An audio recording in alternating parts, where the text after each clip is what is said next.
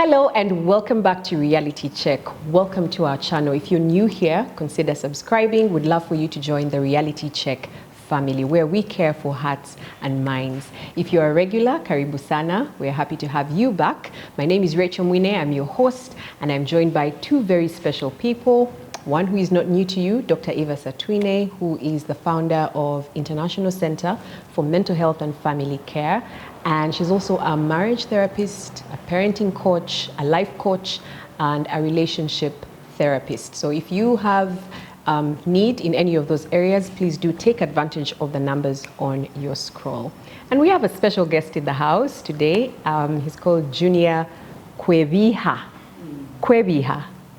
Kwebiha. We went through the pronunciation before coming on the air, and he's called Junior Kwebiha Zerubbabel. He is going to be sharing some insights with us on a very special conversation centered around when your husband or when your partner is not a confident leader. And I believe this conversation was sparked by a comment that we received on one of our videos.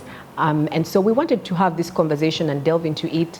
And we have a gentleman, I think it's only fitting that we have a gentleman who is married and so has some experience leading a home somewhere. So I'm going to ask him to tell us a bit more about himself. Welcome, Junior, to the show. Thank you, Rachel, for having me. Thank you, Doctor, for having me as well. Sure. So just a bit about myself. Like you said, Zerubbabel Kwebiha Jr. Firstly, I'm a Christian. Absolutely proud of that and grateful to God for his saving knowledge. I'm married 18 years this year in December. I like to call myself a 3-star general. Trying to help my wife get the point. 3 children, 15, 13, and 11. Professionally, I've done a couple of things, but mainly in strategy and commercial. I'm passionate about marriage. I am passionate about men, where we are and what's coming ahead of us. So many red flags, so many things that we are dealing with, and we just don't have enough spaces for men to actually speak. So where we have the opportunity, I'm always honored to speak to and with men about the things that we're dealing with. Yeah, so that's it. I've also been involved in marriage counseling. You might have heard of Ndoa from Mavuno. I did facilitate that for a couple of years with some friends. And that also helped us to understand a bit more about marriage and some of the things that we as men are all dealing with. Absolutely. Yeah. I think you're in the right place. You're in the right place. I think earlier on we were discussing how every time we're talking about an issue regarding marriage, an aspect of marriage, there seems to be, and I don't think this is entirely true, but there seems to be a one-sided version of the conversation where it's mostly women who are being addressed, help your husband do this, or the reason he's not leading is because you're not doing this. The reason he's cheated is because you're not doing this. And I think women, if I can speak freely, are fatigued from that kind of conversation and approach.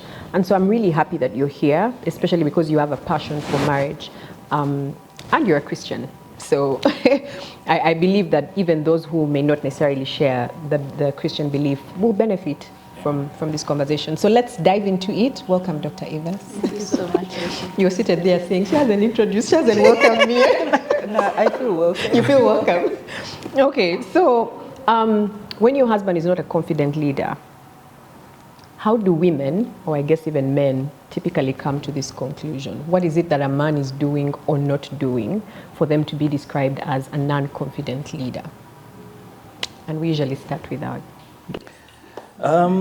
So it's, certain guiding principles. I like to speak from personally my own experience. I think it's the one thing that I know better than anyone else.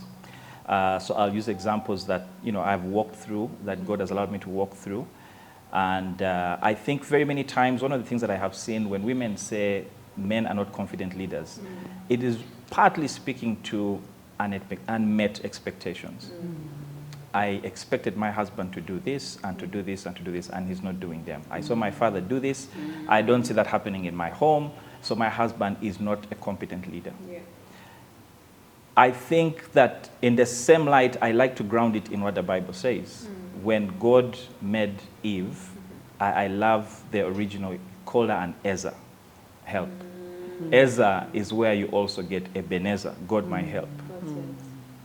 So one of the most important things is the understanding that all the help a man needs to fulfill the purpose God has put in him is the help that the wife has.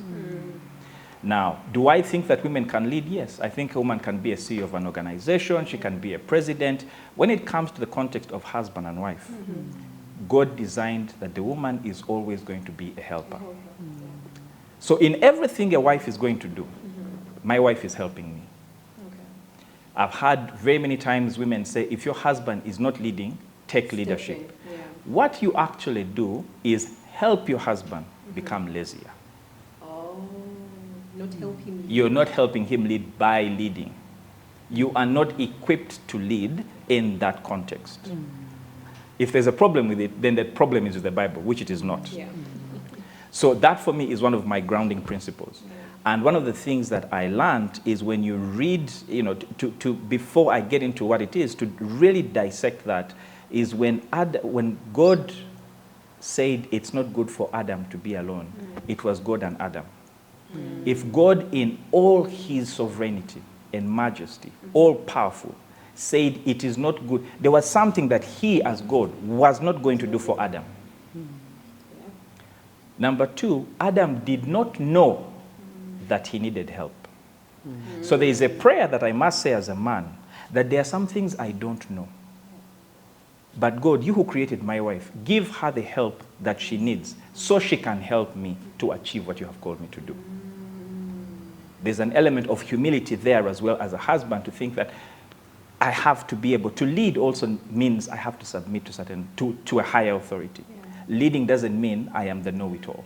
Absolutely. So I think that very many times it's when people get warped with unmet expectations, misunderstanding of whose role is whose role. And then you end up saying, men are not competent leaders. What happens in the workplace if you don't have a competent leader? No leader is 360 perfect. They are not there. There's going to be coaching, there's going to be help, there's going to be training, there's support. There are things that we delegate to other people because they are better than us in the workplace. It doesn't take away from my leadership. So the expectation that a competent leader is one who can do all things is also skewed. There has to be an element of grace to say there are some things that my wife can do that I cannot. And because of that, I will hand some things to her. It doesn't take away that I am responsible for my family. So I think it's a mix of certain things that the world has taken advantage of and continue to just teach people that if a man is failing, he can't lead, he's not competent, and just keep drumming that in and affect their self-confidence. So to start, that's what I would say. Wonderful. Yes, Dr. Eric. Yes, say it. Should we close the show? No, yeah, absolutely. We should close the show. No, I think that's what it is. Expectations. I've said it on this show that there are certain things divine nature has already given to us, and I stand to be challenged by any woman in a marriage relationship who gets in and is expecting to be the leader. No, there are certain things that are already there. You see expectations. A woman needs covering.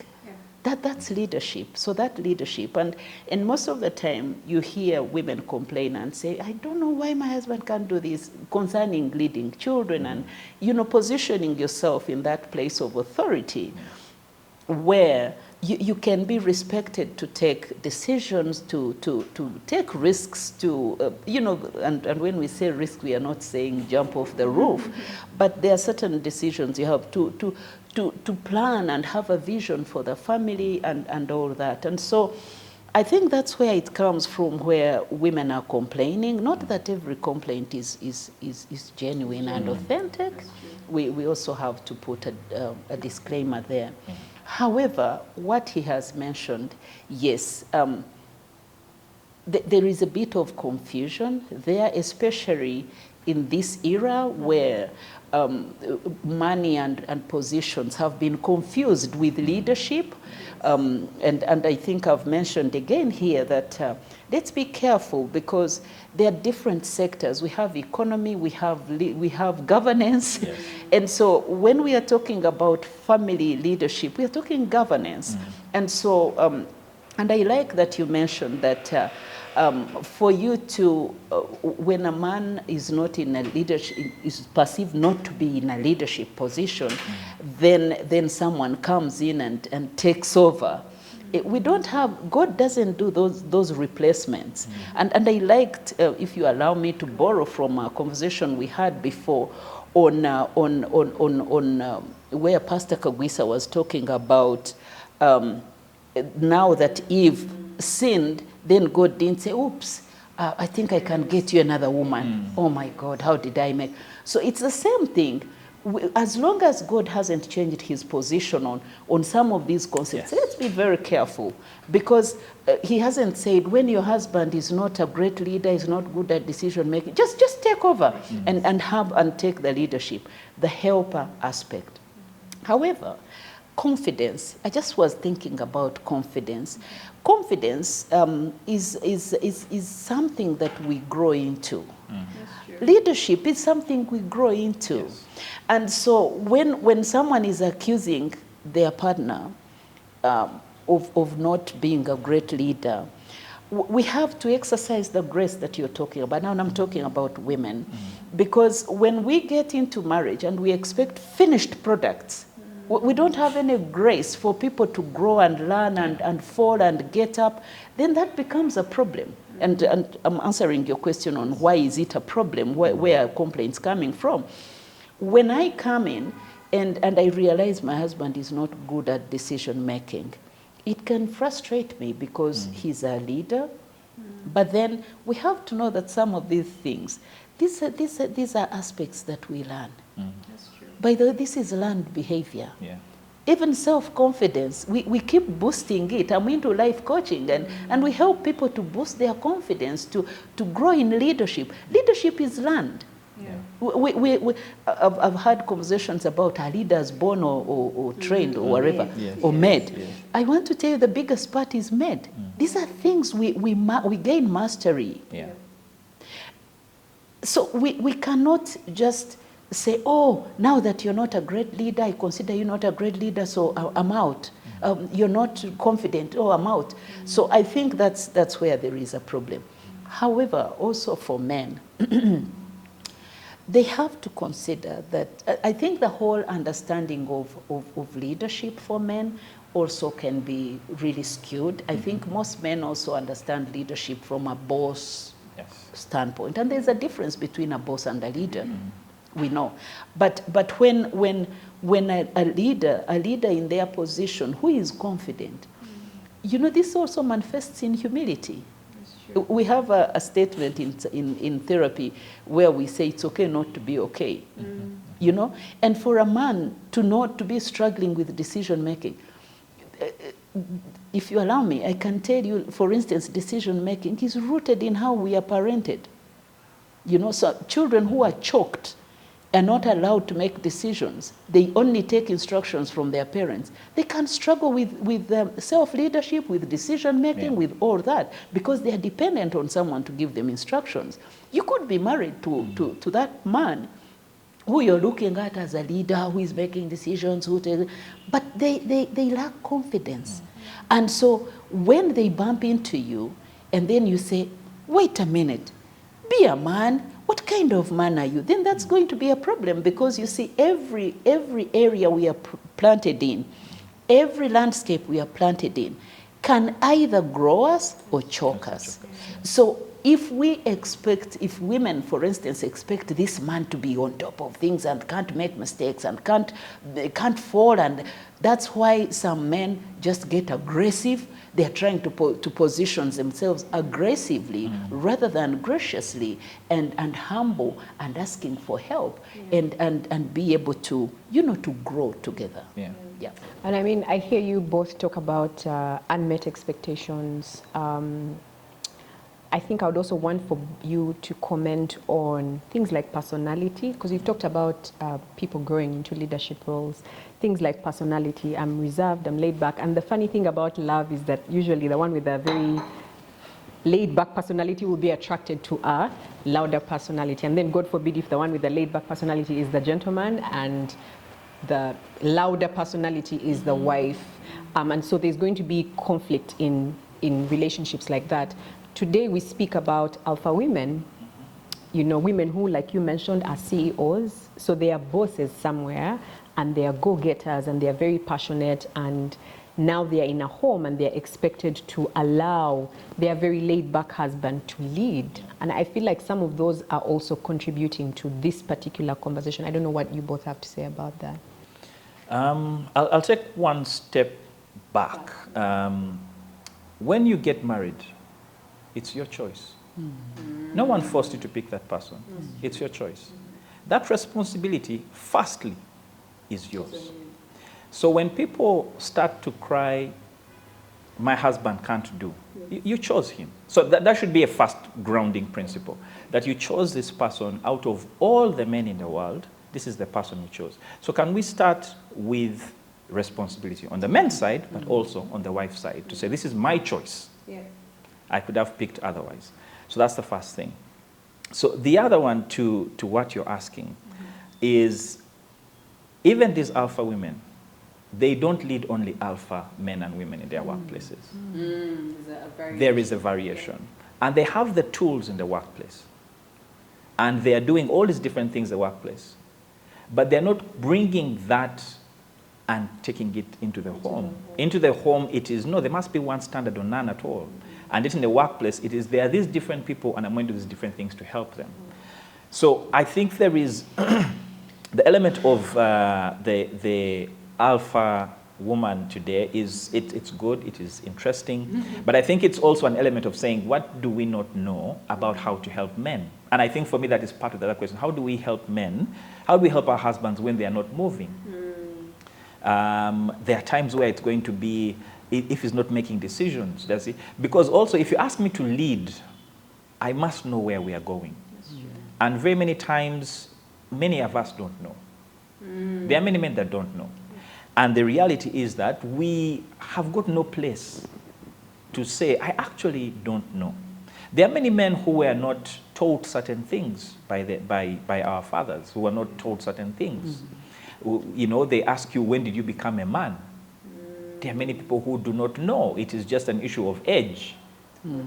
You know? So we are dealing with small little things that have been degenerating with the man over years, and it's not going to be a big bang theory to change it. It's going to be a series of small little things that we're going to start doing now moving forward to try and correct it for ourselves and our children that are coming. So being able to sit and say, what exactly is my husband struggling with? Is it that we don't know where we are going? I spent some time with my wife a few days ago, and I really questioned our vision. Because I listened to a vision that I bought into. And I was like, I was willing to do almost anything to be a part of it. And in that moment, I asked myself, do my kids feel the same way about our family vision? And I had questions, and I said, look, I really need to go into a place of just prayer and thinking. And actually, the vision is not just a statement. You know, very many families have got vision statements. But that's just a statement. You have to paint it. So if I'm leading you, I need to be leading you to where I know we are going. So very many men don't know what that is. What we know is a destination, a house, a certain amount of money in the bank account. But when it comes to things like what is the lifestyle, what are we going to do, what the culture, all those different things, some of those things we struggle because, to what Doctor said, our upbringing hasn't really prepared us for what we are up for. So I think there's an element of, we don't know. And that's why when I go back to that story of Adam and Eve, Adam did not know. So there must be a place where men are confident in saying, you know, I actually do not know this particular thing. I know many things, but this one I don't know, and I need help. How can you help in doing that? There are things that in our home, my wife does. because I know she is much better. I could learn it, but I'm going to have to invest 5 years that I would rather we use differently. Yeah. So as the leader of the home, I say, look, this one, you deal with. handle, yeah. This is what I would want to see in the next 3-4 years, but this you handle. I am still responsible for it. That's true. But at least I have built that relationship to say, I don't have the strength to do this as well as you do. I acknowledge you can do that. Please take lead on this and let us see how we can do that. So I think there's an element of we don't know what we don't know, and we'll mask it with all sorts of things and try to give it a name so that we feel we have led. Got it. Got it. That's right. Do you want to comment? Yes, I want to go back to what you asked about different personalities. And I was just thinking about it in respect to leadership. The concept of leadership across personalities, we have different abilities. For instance, I'll tell you, there's a personality we call cholerics. And actually, we call them natural leaders. We see them even in little children. If you have seen children go for birthday parties, you'll always see this child who gets them out and say, okay, line up, stand here. No, you don't say, just sit here, all of you do this. Now that's a natural leader. And then there are different personalities, if you allow me. So we have cholerics who are naturally like that. We have melancholies who are detail-oriented, and they are thinkers, very analytical people. Everything you bring, they want to analyze it. They approach leadership from that standpoint. Amazing people. We have the peacemakers, the phlegmatics. The phlegs are peaceful. Their approach to leadership is different. And so if they are a leader, they tend to be quite pessimistic. They don't have they are amazing people. They love, they really care for people. But then they struggle with things like risk-taking, quick decision-making, hard decision-making, if it involves making decisions that are going to hurt people, because for them they care about someone's feelings. So I've always told people in workplaces and said, you know, if you have such a leader, just know that they are not going to make quick decisions. So if you need to have them make quick, hard decisions, then you have to prepare them. You have to support them a certain way. We have a fourth category called sanguines. Sanguines tend to be quite impulsive. We know them. Yeah, so they tend to be quite impulsive, and that is likely to play out in their leadership style. Now, if you're married to any, we all approach leadership differently. So if you come from a world of sanguine, for instance, people who tend to be more impulsive, lots of energy, quick thinkers, and then you're married to someone, a husband who is from a world of melancholies, deep thinkers, very analytical. So you come and say, can we buy this? I think we need to make a decision on this. And then they say, let me think about it. I can hear someone from this world say, there's no time to think, because we approach, we view people, sometimes we have a certain expectations of a leader in our heads based on our experiences. Maybe you saw your dad make a decision, maybe you saw. So sometimes we really push our husbands without considering the person you're married to. And again, I go back to, please be mindful of the person you're married to. You know, if they come from a world of peace, these are people who take more time to think or make decisions or take risks. So what happens if this is your leader in the family? So I want to encourage ladies once again, please take time and understand the person you're married to. Because we once again, people, different personalities approach leadership differently.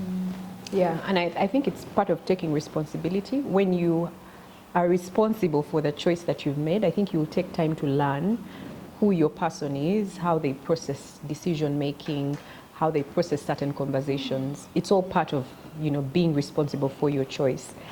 Before we continue, or maybe as we continue with this conversation, I think it's important for us to paint a picture of what a competent leader in the home looks like. And I know you said it might play out differently in different homes, but there is a general framework, or at least something that people can refer to when they are either marking their husband's leadership, or maybe to help them understand, this is what I would want my husband to ascend to or to arise to. Yeah. So what's that blueprint? I think for me, to lead, you need to know where you're going. So I think for me, first and most importantly, is to have a view of where the family is going. It doesn't mean it's perfect, but there should be a direction. Yeah, there should be some sort of direction. I think that's the first one for me. The other one, I would definitely say, needs to be decisive. Yeah, needs to be decisive. It also does not mean you'll always get the decisions you like, but you will get a decision. Now, of course, then the question becomes, how do we help people that are flags to make decisions? There will be times where it is, these are the options. If you have the direction, the first and most important thing is we must agree on where we are going. Many people struggle with fixing the detail because they don't know the destination. So if you ask me to make a decision, I don't know how it fits into the big picture, of course, I'm going to dance around it. So if you fix the destination, then we can talk about the detail of the decision. That's something else. I think that this person should be able to make mistakes. Let them make mistakes. If you don't expect your husband to make mistakes, that's a significant failure on your part. Let them make mistakes, because like Doctor has said, there are lots of things that we are learning. If you're married, it's the first time you're married. When your wife gets a child, it's the first time you're married to your wife with one child. When they have two, everything is always changing. So there's an element of they have to grow, and there'll be mistakes that they're going to make. I think responsibility. They have to know that the buck ends with me. The buck ends with me. Whether I've delegated that responsibility to someone else, whether it was in a blind spot, whether I completely ignored it, they must be sit up and say, okay, this is where we are. How do we move from where we are to where we are going? In the context of the home, really everywhere, a leader who does not submit to a higher authority. If you're in the workplace and your boss does not know that they have a boss above them, then there is a problem. If the man does not submit to God, he's going to be the be it and know it all. You're going to have a problem there. So I think for me, those would be what I would call pillars. Yeah, someone able to lift the family up. All the others, I see them as small subsets of a lot of those principles. But that for me, I would say some of the most important things. That's good. I actually thought about, how we watch in the movies, and there's this like really bad guy. He's calling all the shots. He's killing everyone. And then we realize, like in the middle of the movie, that bad guy has a boss. Yes. It's always like a humbling thing. You're like, oh, you're not so bad after all. So yeah, like your husband having an authority that he responds to, I think is very, very important. Yeah. I just want to add maybe two things. One is teamwork. You've heard me talk about marriage as a partnership. And so someone who is leading, you're leading a team. You can't lead alone. You can't lead yourself only in a marriage, in a family setting. And so the concept of teamwork, and I think this is a very big struggle on the part of most men, because you've seen it. And of course we tell people, you're who you are wherever you go. And home and family in marriage is the starting point for some of these concepts. The training you get to be a good team worker or team player at home is going to train your life. You cannot just be this and be the other. Sometimes we love to live a compartmentalized life. But these things train us. If I know how to negotiate and talk to my husband, and my husband knows how to consult with me, he probably is going to be a great leader at work where he consults with his team members. So team That's critical. Teamwork is a very important element of that blueprint we are talking about. And so that. Secondly is the respect. You know, a leader who is competent and confident respects the input of the people they lead. You've seen leaders who know it all. They are experts on environment, they are experts on physical planning, they are experts on everything. They are experts. Yes, they are experts on everything. Now that's, by the way, as a psychologist, I will tell you that's a sign of low self-confidence. Because a confident leader will actually acknowledge that, wow, this person is really skilled here, or they have strength here. I need to utilize this strength. I need to. And so you respect them, knowing that they have a contribution to make in this whole enterprise called family and marriage. So those are very important elements. I mean, he has talked about commitment, he has talked about responsibility. Very, very important. So that maybe I could add a third one, which is also related. Now, I don't know whether that's the sub or primary, but a leader who inspires people. You know, when you lead people, you don't inspire. It's a problem. You can command them as much as you want, but you don't inspire them.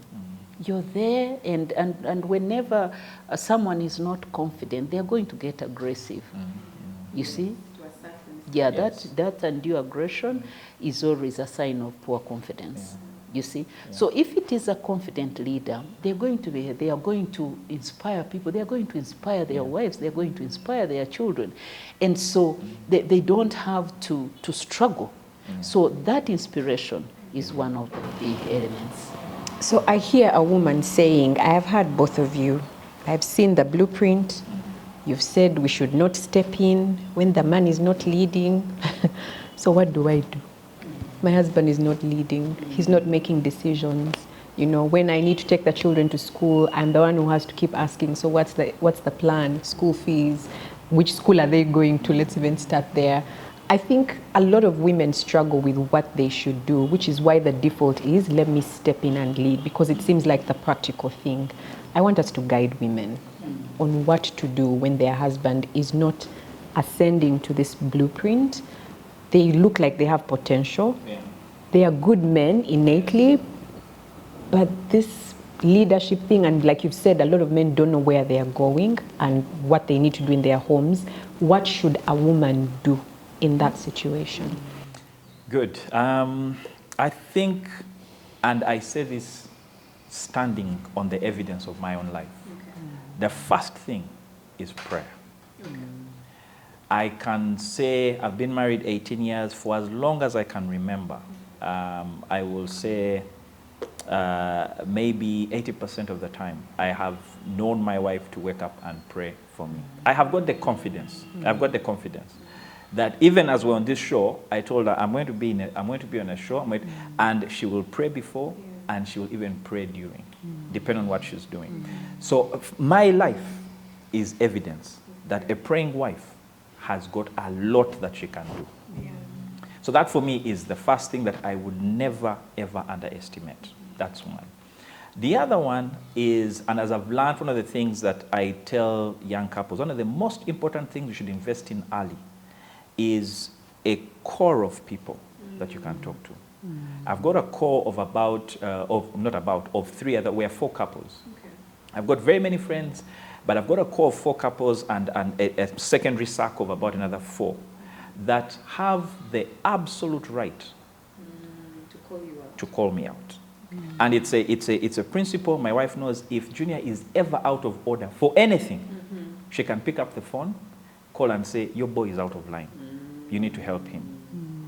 There are men in my life that when they call me and they say, how are you? Then they say, Junior, let's talk. There is this issue Mrs. called us about.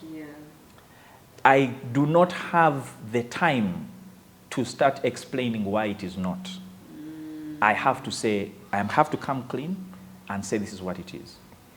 Now, wives have all the good intentions. We want, wives want to help. Thank you very much. But there are times where you're trying to put a round peg in a square hole. You know, or the timing is not right. There are times where it's an element of saying, look here, I've been telling my husband 1, 2, 3, 4 things. These things, they make sense. We should be saving for school fees. We should be building a house. We should not be renting. All of those are good things. But my husband is not making that step. How can you help me? Let's have a conversation. Are there certain things? Okay. Now there are certain times where you need someone to decode a message. To your husband. Yes, to your husband and from your husband. At times the husband is talking about something and you just cannot understand it. And sometimes the man to help you and say, look, this is what you need to do. Give him some time. Or let me talk to him and let us see. We need to hold him accountable to another level. You know, there are times where, with all good intents and purposes, the wives, you might remind us a bit more often than we would like to be reminded, you know. And yet, and yet for the guys, it's going to be, look, we said we're going to do this. Let us go. We have put down 2 sacks of cement, even 1,000. So I think for me, a band of brothers that you can go to as a wife. If your husband doesn't have men that are around him, that can call him out, that can help him, that can support him, that can guide him, that can bring him back on that path, that is an investment every wife needs to be making. So find out, my husband, tell me the 4 people I can go and cry to if I have a problem. Tell me the 4 people I can run to if you died today. Who can I run to for help? Who will be the people that don't need to call me for directions for the burial grounds? You understand? Now the conversation becomes different. Show me the 4 people with whom we are going to celebrate our 50th anniversary. Different conversation, because now we're not talking divorce. You understand? The minute you get that journey, that distance, that destination, certain things begin to fall away from the table. So find me those 4 men that I can run to and have this conversation. Then you begin to help, to strengthen the help that he can get. So I think for me, those 2 are very inexpensive, very easy steps that you can start doing even while the show is still running. Yeah, I like that. And I think always best, of course, to do it when the heat hasn't gone. Because I think as women, we talk, and by the time we seek help, we are already tired. You know, and so it's important to, maybe for the young couples, the ones who have just gotten into marriage or the ones who are planning on getting married, look for those people now as you start walking this journey, so that when that time comes, you know, and you have agreed with your husband that I can call these people and maybe I don't even have to consult you. Exactly. I don't need to consult you. No. And it's a golden rule that once I call them and they call you out, you cannot come back to attack me. No. The golden rule is it's made in a circle to say, do you give me the rights to call your husband? Do you give me the right? So you agree, it's a consensus. Yeah. So you can't turn around and say, why did you say? No. Not at all. Yes, you look sad. No. Yeah, one of the reasons I feel sad is I don't think we have groomed men to receive help. You see, what my friend Junior is talking about, when he was talking, I thought, we need a few men. Actually, I thought, you know, like, we need to put him up for hire. You talked to them? Yeah. But you know why I'm sad is, number one, leadership is a concept we have to instill in our children and in our boy children. We've had lots of conversations on this show, and I promise we're going to continue having these conversations about men and leadership. I just feel sad because we've talked about how we leave boys to run, dance, you know, play, and then we say, come, it's time to get married. Yeah, don't you know you're a man? And so they say, yeah, I'm a... And then we give them this blanket statement of you are a man. We never break it down. They have no idea what it means. And then we say, you're the head of this one. Like, who does that? So when he's talking about how he gives permission to his wife to, you know, that happens in the dispensation of freedom. where your wife knows they can talk to someone, they can actually call you, they can call up your friend and say, please talk to your friend because I really feel there's a certain thing there. You see that accountability circle, that is so rare. Yeah. And let's face it, how many women are able to do that? If they talk to one person and say, you've taken our family secrets out, and they are beaten. So let's face it, it's a problem. It's a very, very big problem, and women are stuck. And I liked that you mentioned that women feel exhausted because they come in to help. And I'm going to talk about how women can help, so don't think I've progressed. But let's face it. You see, sometimes we can't just say here and not here. And so if your wife is going to be a helper, now I speak as we are in a care ministry, in a helping ministry. And just over the weekend, someone reached out and said, oh, please, can you talk to my brother? And the first question is, are they willing? Yes. Are they willing to receive help? Because we can't just force help onto someone. And I've got parents, for instance, who carry their children to our center and they say, talk to them. Let me tell you, you can sit, you can talk, if they allow you, but they'll take nothing. So for women to be great helpers, to really support their husbands, there is a level of permission the husbands have to really accord them. So that's my starting point. But having said that, also women, there are certain things we have to do. Now, let me say this to women. One of the things women have to understand is that this man, before they shine somewhere else, they want to shine before their wives. There's that inner desire to be a hero to their wives. And the last thing a man wants is to sense that this woman actually lacks confidence in him. That kills a man more than anything else. Now, so I know that can be opened up in whatever direction. However, when we position ourselves in grace as women, where we started from, and you know your partner, you know their good side, but you know their struggles as well. And who doesn't have struggles? Sometimes I really feel women, we put so much expectation onto our husbands and don't allow them to fall and to be less and that can be dangerous. But if you know your partner, for instance, you know that they struggle with decision making. How do you approach them? Now, one of the things I tell women is, please don't attack their confidence. For instance, statements like, come on, what kind of man are you? Man up. Those are very dangerous statements. The moment you do that, they crash completely. So that's something that women shouldn't do. He's talked about prayer and all, and I agree 100%. So I've talked about attacking. Secondly, when you're approaching a person, your husband, you know a certain way, probably they are not great at this, come with,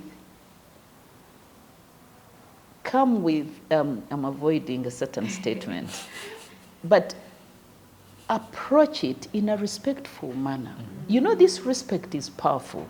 When someone senses that even the way you communicate your ideas is respectful, they're going to receive it. If you communicate it in a disrespectful manner, which sends signals that to this man that actually you're not trusted as a leader, they're going to reject it.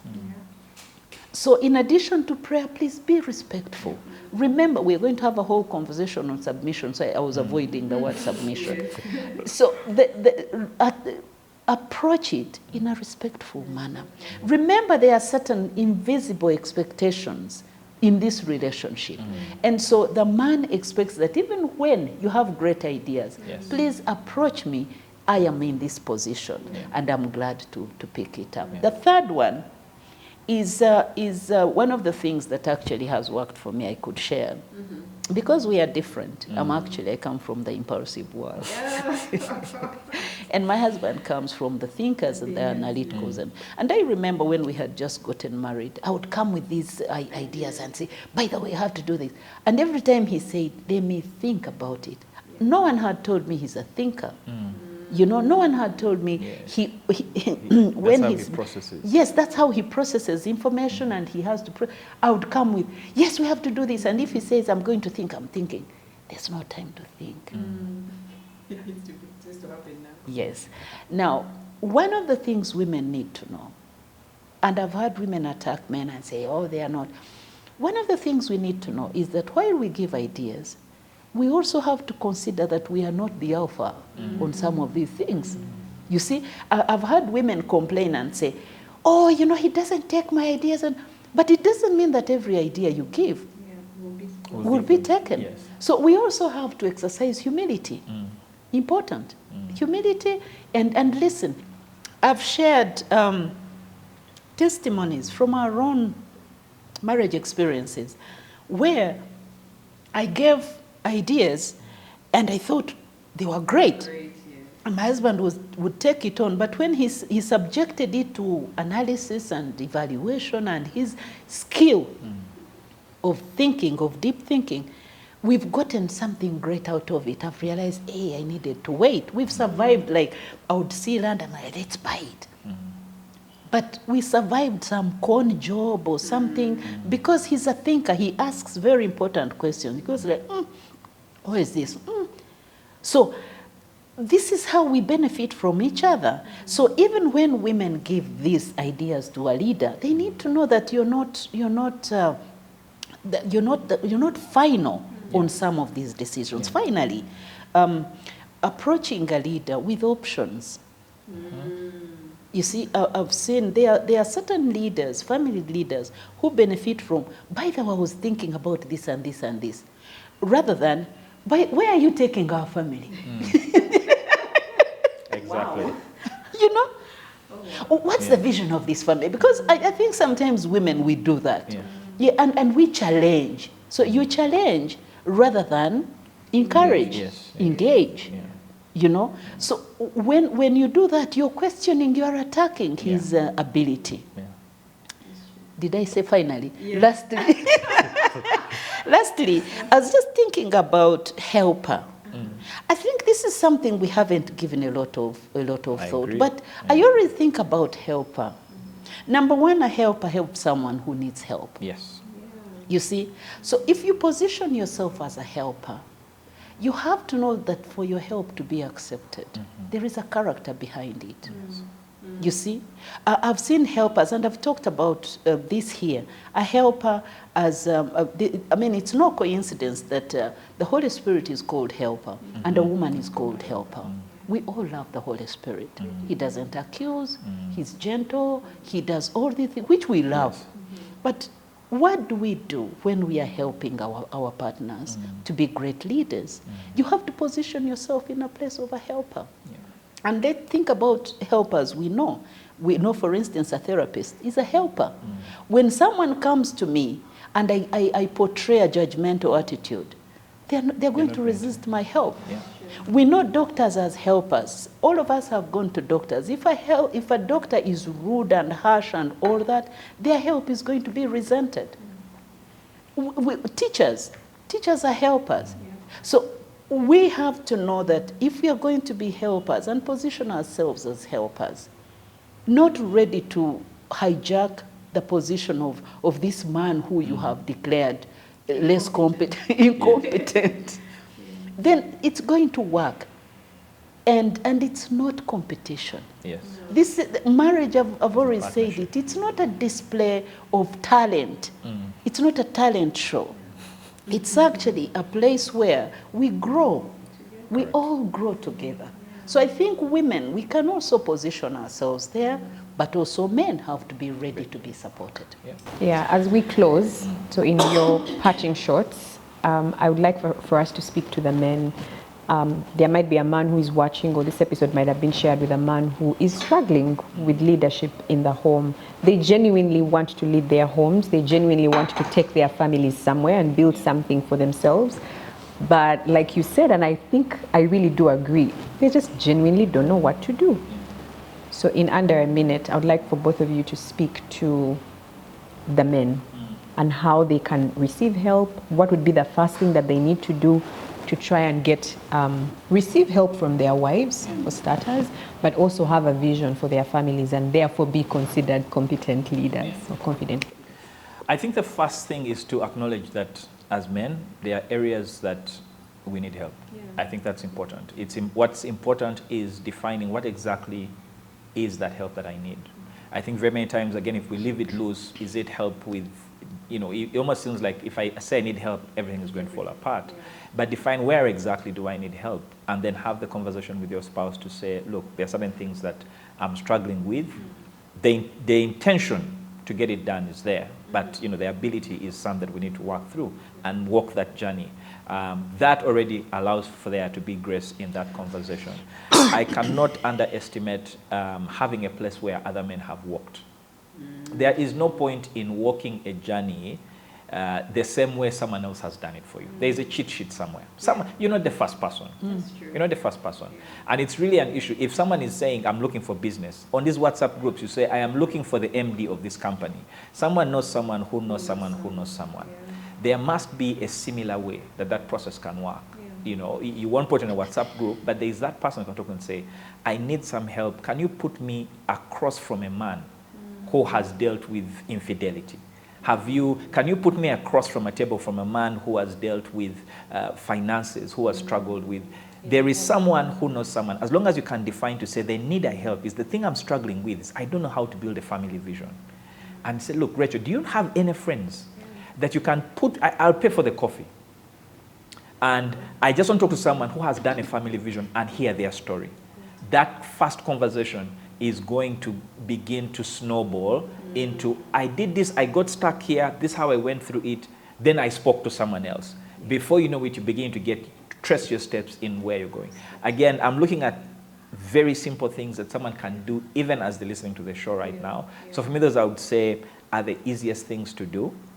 I cannot, the help, sorry, I know you said 1 minute, but the word Ezra, even when I'm praying for my wife, I specifically call her out as an Ezra.